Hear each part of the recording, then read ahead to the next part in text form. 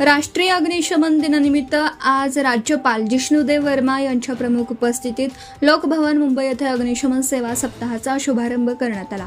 यावेळी मुंबई अग्निशमन दल, MIDC व महाराष्ट्र अग्निशमन सेवेतील 12 अग्निशमन अधिकारी व कर्मचाऱ्यांना राज्यपालांच्या हस्ते अग्निशमन सेवेकरिता जाहीर झालेले राष्ट्रपती पदक समारंभपूर्वक प्रदान करण्यात आले।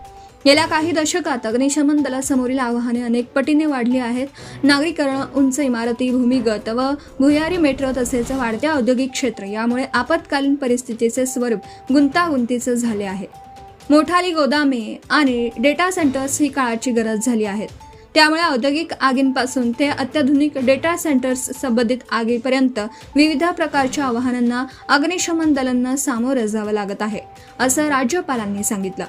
अग्निशमन सेवा केवळ आग विझवण्यापुरती मर्यादित राहिलेली नसून महत्त्वपूर्ण पायाभूत सुविधा, औद्योगिक संपत्ती आणि सार्वजनिक ठिकाणांचं संरक्षण करणं ही देखील तिची जबाबदारी झाली आहे, असं ते म्हणाले।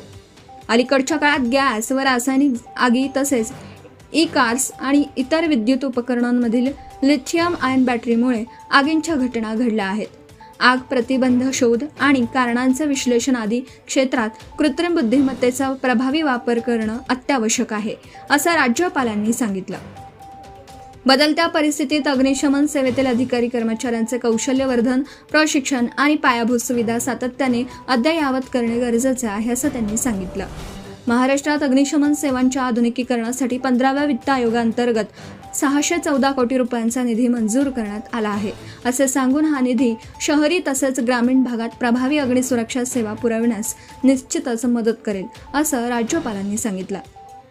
महाराष्ट्रात अग्निविज्ञान क्षेत्रातील संशोधनासाठी स्वतंत्र संस्थेची स्थापना करणं अथवा विद्यमान संस्थांचं बळकटीकरण करणं आवश्यक आहे।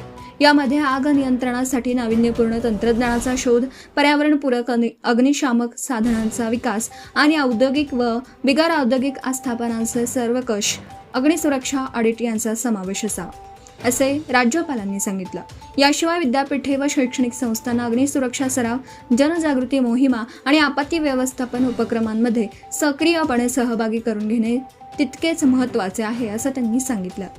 यावेळी राज्यपालांच्या हस्ते मुख्य अग्निशमन अधिकारी MIDC संतोष वारिक, मुंबई अग्निशमन दलाचे उपमुख्य अग्निशमन अधिकारी अनिल परब, मुंबई अग्निशमन दलाचे उपमुख्य अग्निशमन अधिकारी हरिश्चंद्र रघुशेट्टी, विभागीय अग्निशमन अधिकारी Devendra Patil, sub officer Rajaram Kudale, sub officer Anant Dhotre, leading fireman Kishor Mhatre, leading fireman Muralidhar Andhale, leading fireman Mohan Toskar, leading fireman Mukesh Kate, विभागीय अग्निशमन अधिकारी किशोर घाडीगावकर व वरिष्ठ प्रशिक्षक किरण हत्याळ यांना राष्ट्रपती पदक प्रदान करण्यात आले।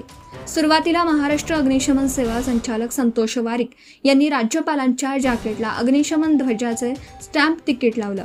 राज्यपालांनी अग्निशमन सेवा कर्मचारी कल्याण निधीला आपले योगदान दिले तसेच जनतेला निधीसाठी अधिकाधिक योगदान देण्याचं आवाहन केलं। संचालक संतोष वारिक यांनी प्रास्ताविक केलं तर मुंबई अग्निशमन दलाचे मुख्य अग्निशमन अधिकारी रवींद्र आंबुलगेकर यांनी आभार प्रदर्शन केलं। कार्यक्रमाला मुंबई अग्निशमन दल, औद्योगिक आस्थापना तसेच महाराष्ट्र अग्निशमन सेवेतील वरिष्ठ अग्निशमन अधिकारी व पुरस्कार प्राप्त अधिकाऱ्यांचे कुटुंबीय उपस्थित होते। मुंबई डॉकयार्ड येथे सन 1944 साली झालेल्या जहाजावरील स्फोटात प्राण गमावलेल्या अग्निशमन अधिकारी व जवानांच्या स्मरणार्थ 14 एप्रिल हा दिवस राष्ट्रीय अग्निशमन सेवा दिवस पाळला जातो। तसेच या दिवसापासून अग्निशमन सप्ताह पाळला जातो। Subscribe now and press the bell icon. Never miss an update.